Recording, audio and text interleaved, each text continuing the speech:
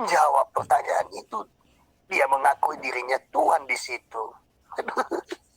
Kamu kalah ya. Udah berapa kosong kamu kalah. Duh. Ayo ikut Kristus saja.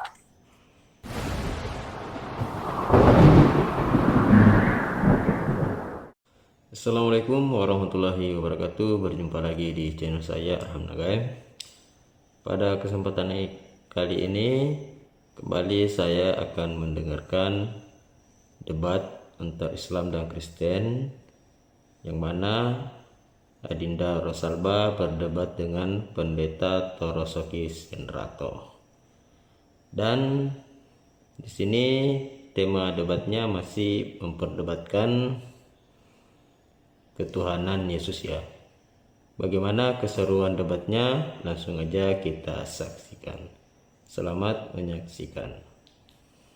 Tidak perlu dia mengakui dirinya sebagai Tuhan, tetapi ketika ditanya kepadanya, ya, bahwa dia adalah Mesias, dia katakan kepada Petrus, benar katamu, aku Mesias.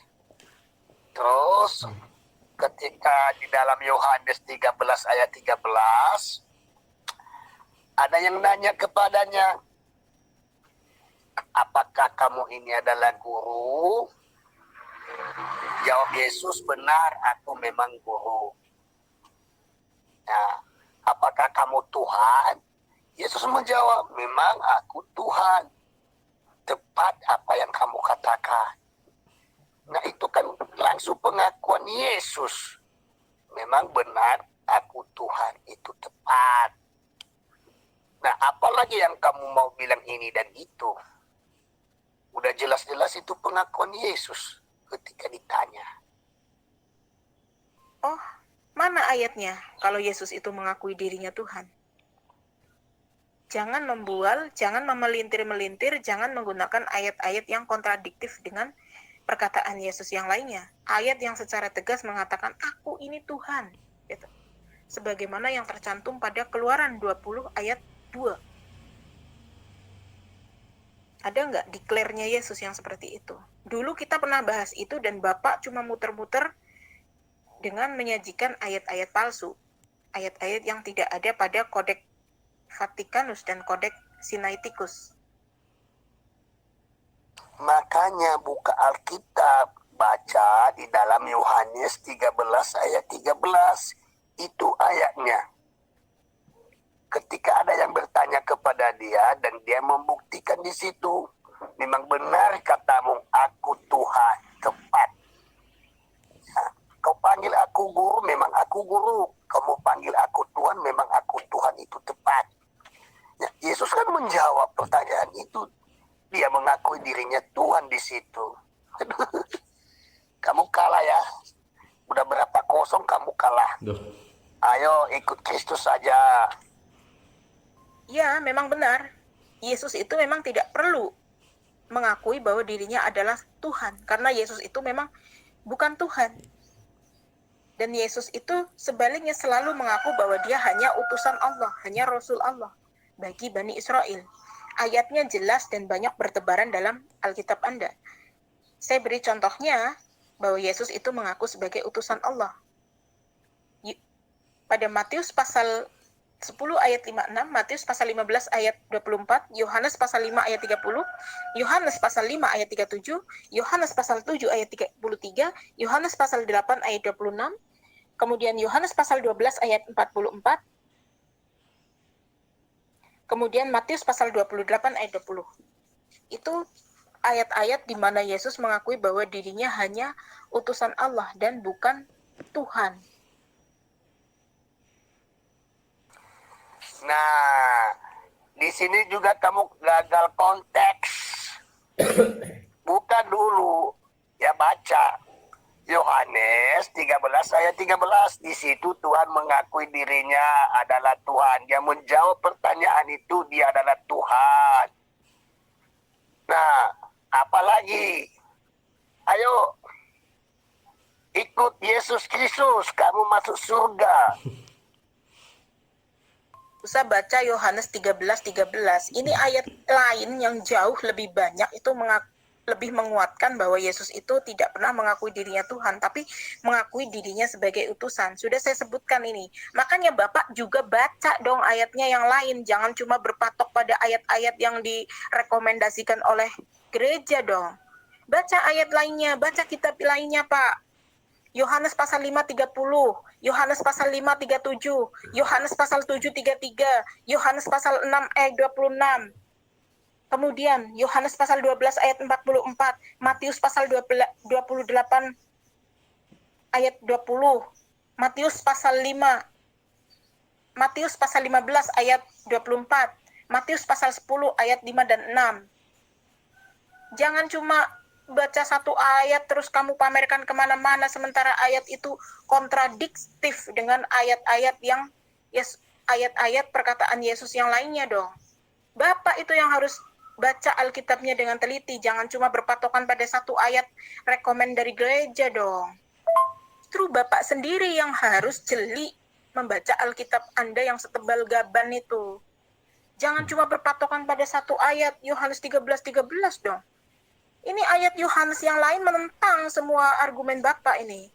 Yohanes 5:30, Yohanes 5:37, Yohanes 7:33, Yohanes 8:26, Yohanes 12:44, Matius pasal 28 ayat 20, Matius pasal 15 ayat 24, Matius pasal 10 ayat 56. Itu yang menentang argumen Bapak yang seupil. Kita lihat di sini ya, walaupun Adinda Rosalba adalah seorang muslimah, tapi dia sangat menguasai tentang Alkitab Kristennya, dan itu sangat-sangat mengesankan bagi saya. Oke, kita lanjut. Itulah, kamu kan keras kepala, ya. Makanya aku bilang kamu itu hanya pemain hanya penonton di luar seperti menonton bola kaki, ya.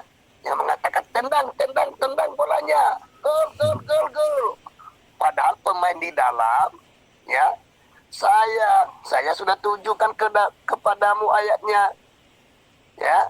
Dia itu mengakui dirinya Tuhan, ya. Kamu bilang tendang hore.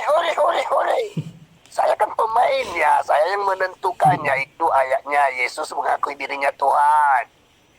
Nah, jangan kamu lari dari kontes-kontesnya. Ada banyak ayat-ayat di Alkitab itu ketika ditanya kepada Yesus, dia mengakui dirinya Tuhan. Ya, ketika ditanya. Tapi kalau tidak ada yang tanya, dia tidak ngaku. Beda seperti Muhammad. Ya, dia mengaku-ngaku dirinya sebagai nabi. Walaupun tidak ada nabi-nabi yang lain yang bernubuat dengan dirinya, dia ngaku-ngaku adalah nabi, utusan Allah. Kapan Nabi Muhammad Padahal mengakui manusia biasa. Ini jelas-jelas di Yohanes 13 ayat 13. Dia mengakui dirinya adalah Tuhan. Ya gitu kok pede keluar-keluar kemana-mana bahwa Alkitab adalah satu kesatuan yang utuh. Yohanes, ayat-ayat Yohanes dengan Yohanes pasal-pasal yang lainnya, perikop yang lainnya saja bertentangan kok. Mau bilang Alkitab itu firman Tuhan satu kesatuan yang utuh, bullshit.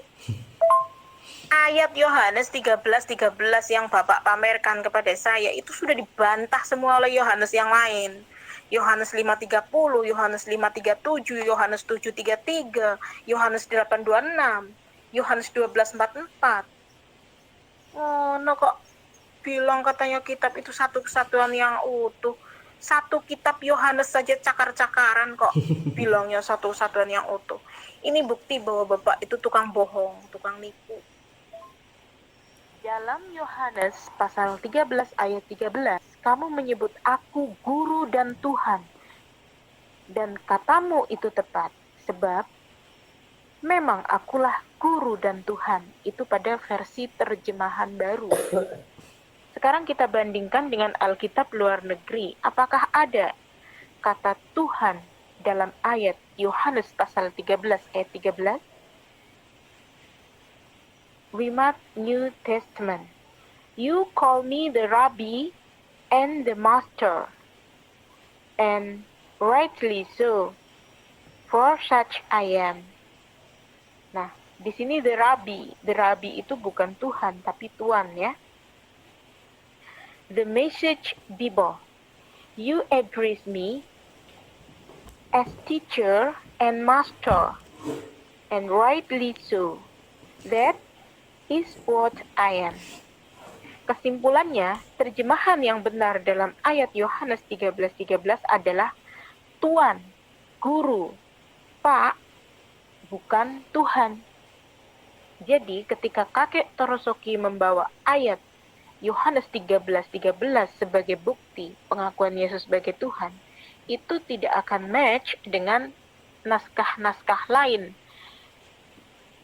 dalam versi yang lain. Weimar New Testament, The Message Bible. Selain pada Yohanes pasal 13 ayat 13, biasanya Kristen itu memakai Yohanes pasal 4 ayat 11. Pada kitab terjemahan lama, maka kata perempuan itu kepadanya, ya Tuan, Tuhan tidak ada barang sesuatu buat timba. Sedang perigi ini sangat dalam. Dari manakah Tuhan peroleh air hidup itu? Kemudian pada Alkitab Klinkert 1863 juga tertulis dalam terjemahan ini, perempuan itu mengatakan pada Yesus maksudnya, dengan tulisan Toewan atau dibaca Tuan. Kemudian pada Alkitab bahasa Indonesia sehari-hari, kata wanita itu, Tuan tidak punya timba dan sumur ini dalam sekali. Dari mana Tuan mendapat air hidup? Namun, pada Alkitab terjemahan baru kemudian dirubah. Kata perempuan itu kepadanya, Tuhan, engkau tidak punya timba, dan sumur ini amat dalam. Dari manakah engkau memperoleh air hidup? Di sini kata Tuhan dirubah menjadi Tuhan. Nah, perubahan atau lebih tepatnya penyesatan yang satu ini sungguh teramat sangat keterlaluan, luar biasa gitu. Bagaimana kata Tuhan bisa dirubah menjadi Tuhan? Selain ini perubahan diksi, juga perubahan makna, substansinya juga menjadi berbeda. Sejak kapan Tuhan dipanggil dengan kata sir? Metode apa sih yang mereka gunakan untuk menerjemahkan kata itu? Kemudian mari kita cek pada Codex Sinaiticus. Yohanes pasal 4 ayat 11 berbunyi, The woman says to him, Sure, thou hast nothing to draw with, and the well is deep. Whence hast to the living water? Dalam kamus Oxford, kata sure sama sekali tidak ada sangkut pautnya dengan kata Tuhan. Kamus Inggris yang terkenal itu menjelaskan bahwa sure itu artinya used as a polite of respectful way of addressing a man, especially one in a position of authority. Excuse me, sir. Sir atau tuan digunakan sebagai cara yang sopan atau terhormat terhadap seorang laki-laki yang berada dalam posisi yang lebih tinggi. Contohnya, permisi Pak, begitu. Jadi ketika kakek Torosoki menyodorkan Yohanes pasal 4 ayat 11 dan Yohanes pasal 13 ayat 13, ini jelas-jelas sebuah ayat yang mengalami inkonsistensi. Pada terjemahan lama disebutkan bahwa Yesus itu Tuan atau Sir atau Rabi.